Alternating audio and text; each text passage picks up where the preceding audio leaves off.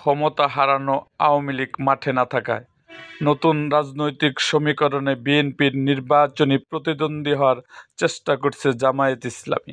শেখ হাসিনার শাসনামলে প্রকাশ্যে রাজনীতির সুযোগ না পাওয়া দলটি 5ই আগস্টের পর দেশজুড়ে কর্মী সম্মেলন, সভা-সমাবেশ এর মাধ্যমে নির্বাচনী প্রস্তুতি শুরু করেছে।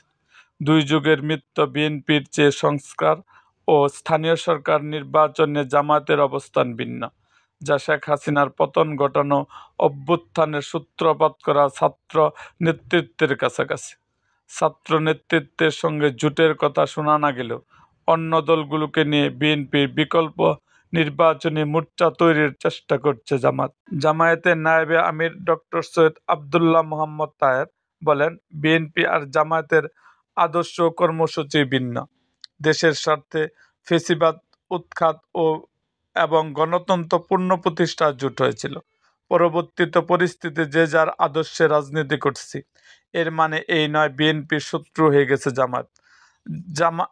রাজনৈতিক বিশ্লেষক মারুফ মল্লিক বলেন, বিএনপির প্রতিদ্বন্দ্বী হিসাবে নিজেকে তুলে ধরার চেষ্টা জামায়াতের ভুল নীতি।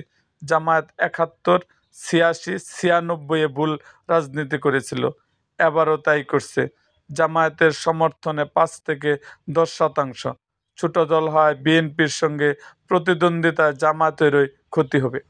এরকম আরও ভিডিও পেতে এবং রাজনৈতিক অঙ্গনের নানা ঘটনা ও ইতিহাস জানতে আমাদের মুক্তাগাছার ইতিহাস মিডিয়া ইউটিউব চ্যানেলটিকে সাবস্ক্রাইব করুন এবং পাশে থাকা বেল আইকনটি বাজিয়ে দিন।